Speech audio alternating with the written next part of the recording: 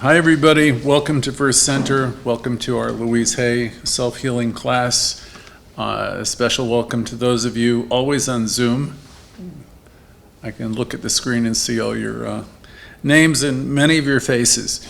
I also have to remember to welcome the people who are watching us regularly on YouTube and on Instagram, Facebook. You're definitely part of our family. We're getting your comments. We're getting some donations, some checks from some of you, and that's always appreciated. We don't really talk a lot about money here. What we offer is free. What we offer is based on a love offering. So if you feel the urge, Dr. Barker, our founder, used to say, if you feel an urge to share some of your happy money, we're always happy to receive. Our operation costs a lot to put this together, but we know that we're supplied and supported, and it comes at the right time. So give from your place where you're feeling happy was his advice, so I'll pass that on to everybody tonight. This evening's class is entitled Doing the Work, and Jimmy and I are revamping a lot of these lessons because we have 70 of them now, and I start to think that I did the same one last week every week, and it's so we're streamlining them a bit. We add to them. Louise Hay was the person that got me started to be a minister. I can't recount the number of years, but I was living in Florida and the book just came out, and I went because another person was interested in it was a Unity church at the end of the street. And when you get enough clues about anything, you pay attention. And so I had been given a cassette that was meant for someone else. At the end of the street, there was a big marquee that said, "You can heal your life." So, if you're like me, you see coincidences and you check them out. And that was a fateful day because when I walked in there, I listened to it, I liked it. I was interested in New Thought anyway. And so I started to attend regularly, a lot like you do here. And I started learning a lot of things that were very empowering. And it also was a time during another pandemic. That pandemic was called the AIDS pandemic. And people are gravitating to Louise Hay all over the place. Just about every spiritual center in America in the next year had some type of group.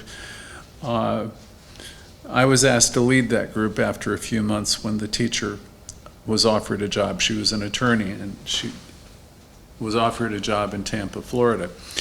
And I've been presenting these lectures and lessons in schools and in churches. The school system hired me for 3 years to teach this material. And it's all very simple. And I always thought, why me? I'm a real estate broker at the time. But, there's a saying that I was talking to Lady V about recently. There's an old expression, you teach what you need to learn. So obviously I needed to learn to love myself more. I was young, I was smart, I thought I knew a lot of things. I knew some things about a lot of things, but I don't know that I knew a lot about anything, actually, as I think back. But anyway, so we carry on. And it's interesting how you can look back in your life, and then I wind up in the very church here in New York City, where Louise Hay got her start. So who knew? Who could possibly know that all these coincidences would take place? And we're thrilled to continue to offer her material. I think it's the best stuff in the world because, we've been teaching Science of Mind here since this place opened up in the 40s, and taking the Science of Mind courses are wonderful.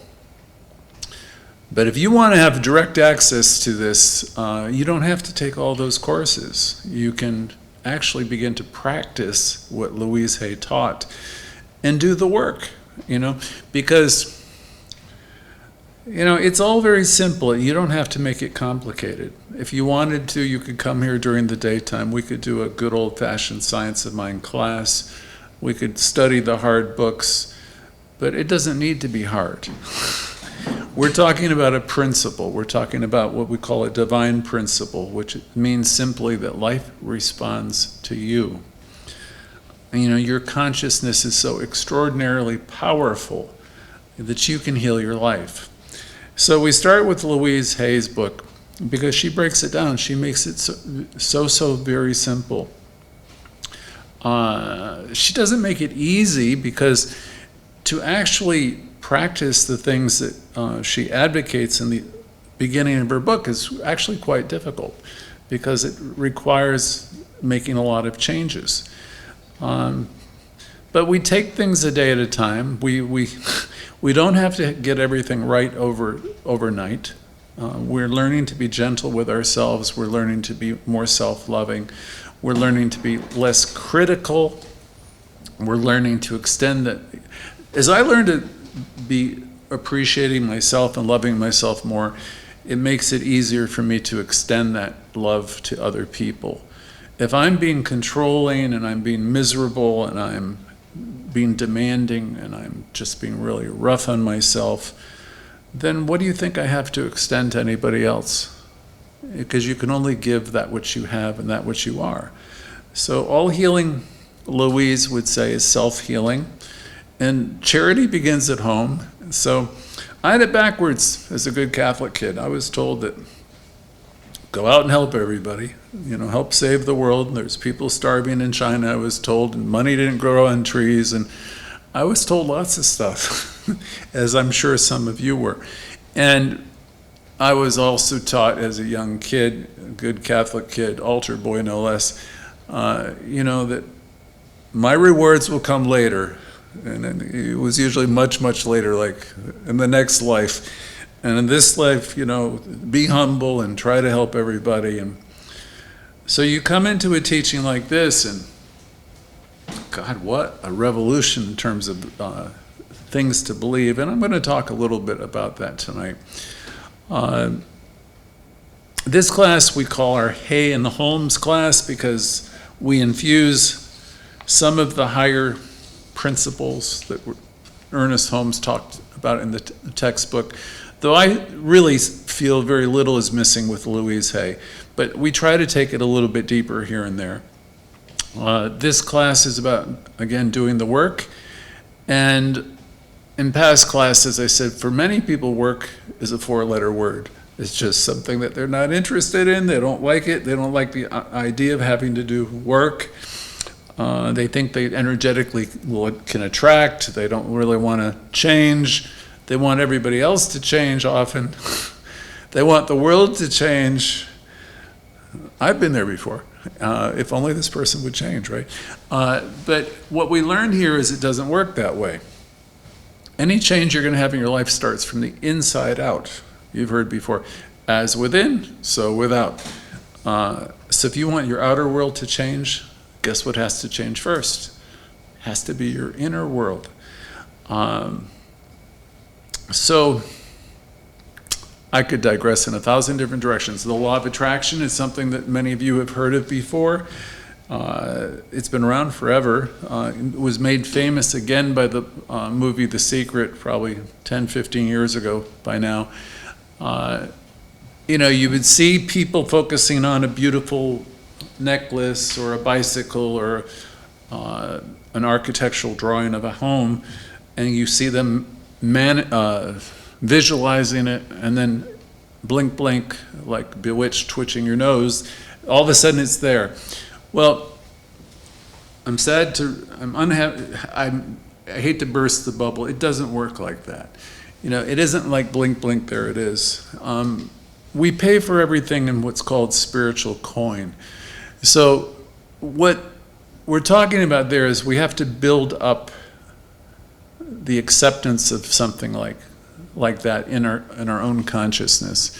So in other words, if you want a better experience in any area of your life, it could be health or wealth or anything else, not only do you affirm it, but you have to embody it. You have to believe it. You have to be convicted. There has to be a conviction, like we spoke about last week, that it's there and it's there now and that you deserve it. So it isn't about wishing or hoping. Ernest Holmes did a talk on that. He says, to wish and hope is good. We wish things work out well. We hope they work out well.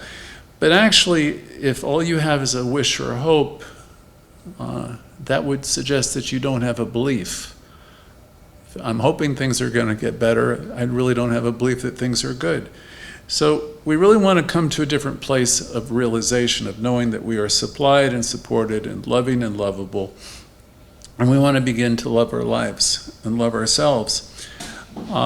So back to the subject at hand for this evening, work. I look at work as, I have all these projects. So you can approach it any way you want. But in order for me to receive some of the things that are important to me, as part of the vision I have for myself, I know that there's an expression we have, which is God or the universe can't do for me what it can't do through me.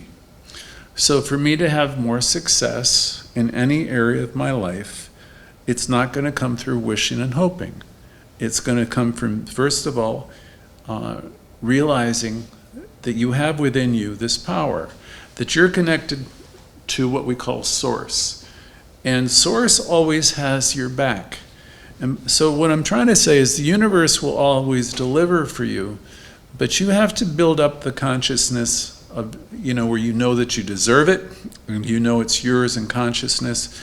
There needs to be a conviction, there needs to be a feeling, there needs to be a passion. One day I'll teach a whole class on affirmative prayer for you. And what makes affirmative prayer so extremely powerful is when you learn how to do it and you build up the passion behind the process. Because when you're linking the words with passion and belief, there will be a quickening, you'll have a feeling, you'll have a sensation, and you'll become powerful as what we'll call a prayer practitioner, a person who's living the affirmative life. So, back to the subject of work. What do we mean by it? I had a past class I clipped a little bit out for today, and I said I've learned many things over the years as an evolving truth student and as an evolving spiritual being. There was a time when I was younger, quite a bit younger, I noted this evening, where I thought my prayer was to a God or higher power that was above somewhere. And it was in the heavens and it was beyond. And I had times when I believed, and then there was times where I didn't even believe it existed at all. But back then when I prayed, I always hoped that God would answer me. I hoped that I use the word He, would grant me what I thought I needed or wanted. And in those days, it definitely was a He. Couldn't have been anything else. This God I was taught could save me. It was loving, it was powerful, it could correct my situation, it could fix things for me. It would do any of that if I would turn to it and if I were contrite. That God was humanized and it would always forgive me if I asked for forgiveness. So you can see from my lead up tonight that God as I knew it was external, it was out there. And anyone brought up in these traditional faiths knew that you had to turn to it and follow its rules to be forgiven or be saved. Whatever your particular heritage, each of us were raised by someone or a group of people who passed on some version of these types of things. For most of us, God was always out there somewhere, kind of like Santa Claus, knowing who's naughty and knowing who's nice. And we were, we're either living in its accord, we're in the garden, so to speak, or we're on the outs. And so there was this powerful God that's sometimes vengeful, sometimes loving. Generally, most people thought it was male. So when you come into this teaching, and we talk about one power, one life, one love, and you have to have the willingness to drop a lot of those old ideas, right? And I'm sure there's people who are on the call tonight who still have remnants of those old beliefs operating within them. I remember when I was young, I was impatient. I was smart because it didn't seem to respond to me and give me what I prayed for quickly, certainly enough. And it didn't make a lot of sense to me because it was favoring one group of people over another group of people, one religion over another, and none of it made sense to me. I was probably in my teens. And I'd be willing to bet there's a good number of you who prayed and interacted with your higher power in a similar way. And you might have thought, if you prayed long enough and you did all kinds of acts of contrition and did whatever you could to make yourself better, that you might get some of your prayers answered. See, there's a problem right there in that whole construct where you have to do something to be better, right? Or the idea that you'll be rewarded later, much later in my case. Implicit in that idea that if you keep on doing good things, you'll become a better person, is the idea that somehow you're not a good person already. So what we teach you here is that you were born a good person. You were born more than a good person. You were born an incarnation, an individualization of this one life, this one God. So when you encounter people in religious science, sometimes they'll say, I am God, and you look at them like they are crazy. But what they're really saying is, I know who I am. I am one with the one. And it takes a while, because if you're coming out of an old belief system, you want to bless yourself or something when somebody said, I'm God, because you think they're being sacrilegious. Did I say that right? They're blaspheming and all kinds of things. So out of those religions, we believe that God would perform a miracle for us when we weren't doing anything to better ourselves. Some 40 years ago, 43 to be exact, I was drinking a little bit too much, to say the least, and I was smoking too much as well. And my health was impacted, and all kinds of things were happening to me that I didn't think had anything to do with me, right? If you ever know someone who's drinking or doing drugs or stuff. I was praying, I promise you I was praying for things to be different, for circumstances to change, for better jobs. I was praying for the power to change everything, people, places, and things. I wasn't really looking to stop drinking though, but I wanted everything to change. I did not know that this power can't do anything for me that it can't do through me at that time. So I would pray to someone outside of myself to fix me. There was a song, I'm just looking for somebody to save me, from a TV show. I was praying for someone out there to fix me. I didn't know. See, I'm trying to give you basic, good religious science point tonight. God can't do for you what God can't do through you. I hope you all remember that for tonight. And I don't use the word God too much anymore, so I'll say, the universe can't do for me what it can't do through me. I don't call it a guy anymore either. So it's it's a thing, it's a process, it's a love, it's an energy. This energy cannot do anything for me that it can't do through me. So I have to expand my consciousness to become more loving if I want to experience more love. I need to be more giving and if I want to be more prosperous. So start tithing to the church, giving some of your money. What will happen is you'll start having more money come in. It's just the way it works. If you want more love in your life, you got to give more love in your life. So Louise Hay will start with by saying it's all very simple. What you give out comes back to you, right? And keep giving out the love. Keep realizing that you are one with the one. Now, if you realize you're one with the one, then how can you be complaining about all these people, places, and things? Louise Hay teaches us very clearly that everyone's doing the best they can with what they are. American Indians were, I don't know if it's true, but the saying is, don't judge this person unless you've walked a mile in their moccasins. Same idea. People are doing the best that they can with what they got.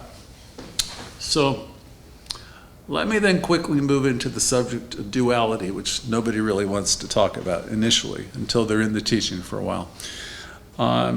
The idea of duality is a belief that there's something else. See, if you're new to this teaching, I might be turning you off with this. I'm going to run the risk anyway. There's not God in something else. There is God. You don't like the word God? Use energy. There's not energy in something else. There is just what? Energy. There is one power, one love, one energy in the universe. You can call it by any one of the 1,000 names that people have used throughout history. And this energy doesn't play favorites. It responds to everybody equally and all the time.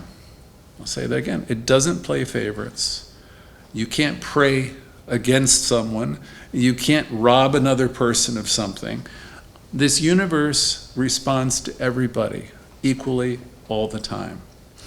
We get in trouble with the religions and belief systems that are all caught up in duality. And that there'd be anything and anyone that's all caught up in that there's two powers. The one I grew up with was there's a power for good, right? And then there was a power for evil. And we even had angels. One was, what the hell were they? I can't remember. I've forgotten the names. There was Lucifer, he became the one that became the devil, and then there was, Gabriel, Jimmy is telling me is the other one, I don't know. But the idea is, you come into this teaching and we understand that there's a power, there's an energy, it's one energy. Please stop making it anthropomorphic. Please quit making it a guy, a white dude up in the sky with the beard and all that, who's sending out plagues and punishments to some and rewarding others. That's an anthropomorphic concept of God, and it's very dualistic. So if you're a practicing religious science student, if you're really an advocate of Louise Hay, if you know what she was really talking about, she's going to tell you to start to love yourself and love humanity and love everybody and forgive everybody, because they realize that everyone's doing the best they can. And that's hard because, we live with people, we've been through divorces and separations, we've had ugliness, and so sometimes we get caught up and we're just really angry as hell and we don't want to forgive anybody. And I've had students like that. I've told you about some of them. One whose pastor name was Susan. She said, Greg, get real. I'm never going to forgive this person. This person did the most awful thing. And of course, it was 50 years ago, and the person she's angry at had Alzheimer's, and there's absolutely nothing, clueless. And it's like, so carry that anger for 50 years, and what's it going to do? How's it going to help you? What's it doing for you? Traditional religions, for the most part, will believe in a God above. And then they'll believe God and man. And what we teach you here is this God is in man, this God is in woman, this God is in everything. Everything you look at, everything you see is God in action. So as I look at this podium, I know that, on some level it's vibrating, it's full of spiritual activity, it's energized, and everything in this room.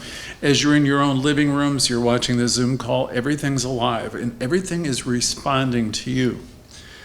So realize that a lot of people in the world get caught up in what we call duality.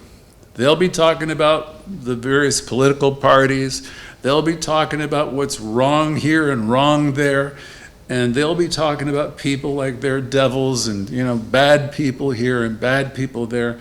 And I'm going to say to you straight up, that isn't religious science, none of it.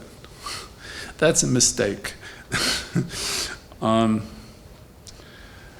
Cohen called sin many years ago self-imposed nonsense. So when you're there casting all these aspersions and judgments of everybody, it's your stuff. It's not their stuff. It's your stuff. I had such a gifted teacher years ago. Her name was Shelley. And she said to me always with these types of discussions where I would be judging everybody, she will say, take that back to yourself, that remark. Wherever she saw me making a judgment, she'll say, take that back to yourself. And then she would ask the question, what are you creating this person to be? Now, she didn't say, what is he? She said, what are you creating this person to be? And what are you creating this situation to be? And then she said, Greg, these are all your creations.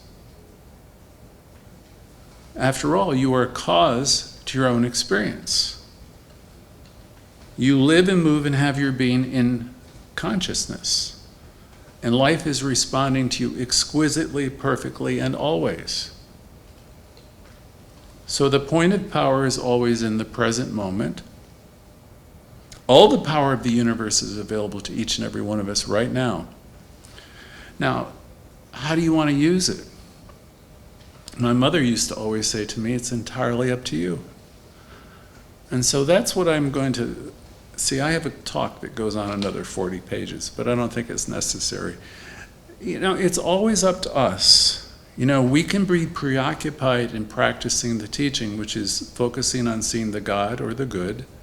If you don't like the word God, it's not my favorite word anymore either. Use another one. You know, you could be focused on seeing the love and the beauty and the love, the good and the good. If you're a practitioner of this teaching, that's the practice. Loving yourself and loving others. You know, being the person who says namaste and mean it. Namaste is an old salutation, like I recognize the divinity in you. It's like saying, hello, I see the God in you. You know, when you do that, you walk down the streets of whatever your town is and look at everything and say, realize to yourself, this is God, this is God, I'm interacting with God all the time. It's nothing else, because God is all that there is, all that there is. This is what religious science is really about, is the realization that you live, move, and have your being in divine substance, and nothing else. And wherever you're talking about what's wrong or what's missing, you're telling a whopper of a story. Okay, and what you're doing is you're creating something within yourself that's going to cause you stress, and it's not going to be life-giving. People who are trying to develop a mystical approach to life, who are trying to be New Thought students, are totally preoccupied with seeing the good. And it's work, and we fail. Sometimes we fail 2 or 3 times a day. And sometimes we find ourselves looking at that person in the mirror and you say, oh, what an idiot, you know, or something like that. You know, I've done that before. And then I have to go in and I've got to start a better conversation with myself. Every evening, the 12-step program suggests people do a 10th step inventory, which is a daily inventory. Jimmy did a wonderful presentation last night here on each day, starting a new day. Clearing all the stuff and starting a new day. Ram Dass so eloquently taught us years ago to be here, now. To be fully present in this moment now, where everything is possible. But if you drag in the old corpses, the old nonsense, and judgments, and gossip, and garbage, you know, then you're going to shape your day with all that stuff. It's unnecessary, but it's what people habitually do. The high calling of a practitioner is to keep seeing the good, keep practicing the good, keep knowing that everything you can imagine, as I look in this room, I know is all spirit in action, all divine energy. There's never 2 powers, there's only one, and it's operating through you, and it responds to you according to your beliefs. I think that's good enough for tonight. Love yourself, love one another, and know all is well. And so it is.